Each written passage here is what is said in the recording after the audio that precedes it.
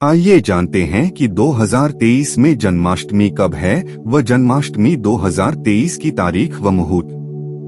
जन्माष्टमी का त्योहार श्री कृष्ण के जन्मोत्सव के रूप में मनाया जाता है। मथुरा नगरी में असुरराज कंस के कारागृह में देवकी की 8वीं संतान के रूप में भगवान श्री कृष्ण भाद्रपद कृष्ण पक्ष की अष्टमी को पैदा हुए।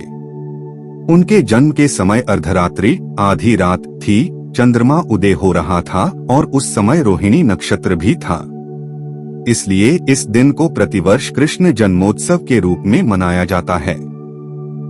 द्वापर युग के अंत में मथुरा में उग्रसेन राजा राज्य करते थे। उग्रसेन के पुत्र का नाम कंस था। कंस ने उग्रसेन को बलपूर्वक सिंहासन से उतारकर जेल में डाल दिया और स्वयं राजा बन गया। कंस की बहन देवकी का विवाह यादव कुल में वासुदेव के साथ निश्चित हो गया। जब कंस देवकी को विदा करने के लिए रथ के साथ जा रहा था तो आकाशवाणी हुई, हे कंस, जिस देवकी को तू बड़े प्रेम से विदा कर रहा है उसका 8वां पुत्र तेरा सहार करेगा। आकाशवाणी की बात सुनकर कंस क्रोध से भरकर देवकी को मारने के लिए तैयार हो गया। उसने सोचा, न देवकी होगी न उसका कोई पुत्र होगा। वासुदेव जी ने कंस को समझाया कि तुम्हें देवकी से तो कोई भय नहीं है, देवकी की 8वीं संतान से भय है, इसलिए मैं इसकी 8वीं संतान को तुम्हें सौंप दूंगा। कंस ने वासुदेव जी की बात स्वीकार कर ली और वासुदेव देवकी को कारागार में बंद कर दिया। तत्काल नारद जी वहां आ पहुंचे और कंस से बोले कि यह कैसे पता चलेगा कि 8वां गर्भ कौन सा होगा। गिनती प्रथम से शुरू होगी या अंतिम गर्भ से। कंस ने नारद जी के परामर्श पर देवकी के गर्भ से उत्पन्न होने वाले समस्त बालकों को एक एक करके निर्दयता पूर्वक मार डाला। भाद्रपद के कृष्ण पक्ष की अष्टमी को रोहिणी नक्षत्र में श्री कृष्ण जी का जन्म हुआ। उनके जन्म लेते ही जेल की कोठरी में प्रकाश फैल गया। वासुदेव देवकी के सामने शंख, चक्र, गदा एवं पद्मधारी चतुर्भुज भगवान ने अपना रूप प्रकट कर कहा, अब मैं बालक का रूप धारण करता हूँ। तुम मुझे तत्काल गोकुल में नंद के यहाँ पहुँचा दो और उनकी अभी अभी जन्मी कन्या को लेकर कंस को सौंप दो। वासुदेव जी ने वैसा ही किया और उस कन्या को लेकर कंस को सौंप दिया। कंस ने जब उस कन्या को मारना चाहा तो वह कंस के हाथ से छूटकर आकाश में उड़ गई और देवी का रूप धारण कर बोली कि मुझे मारने से क्या लाभ है, तेरा शत्रु तो गोकुल पहुंच चुका है। यह दृश्य देखकर कंस हतप्रभ और व्याकुल हो गया।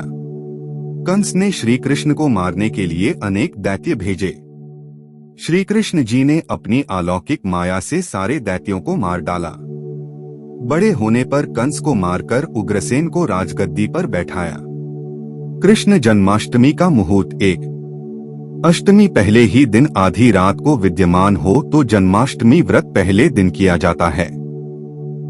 2 अष्टमी केवल दूसरे ही दिन आधी रात को व्याप्त हो तो जन्माष्टमी व्रत दूसरे दिन किया जाता है। 3 अष्टमी दोनों दिन आधी रात को व्याप्त हो और अर्धरात्रि आधी रात में रोहिणी नक्षत्र का योग एक ही दिन हो तो जन्माष्टमी व्रत रोहिणी नक्षत्र से युक्त दिन में किया जाता है।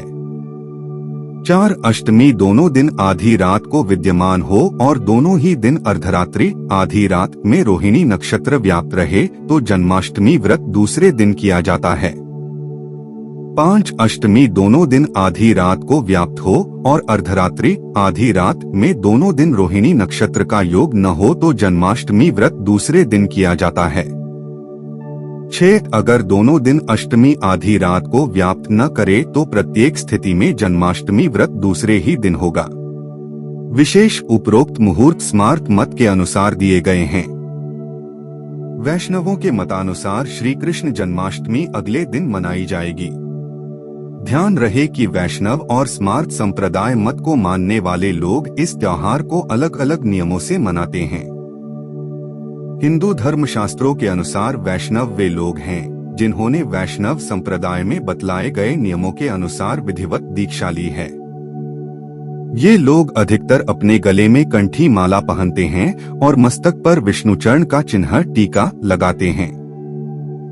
इन वैष्णव लोगों के अलावा सभी लोगों को धर्मशास्त्र में स्मार्त कहा गया है।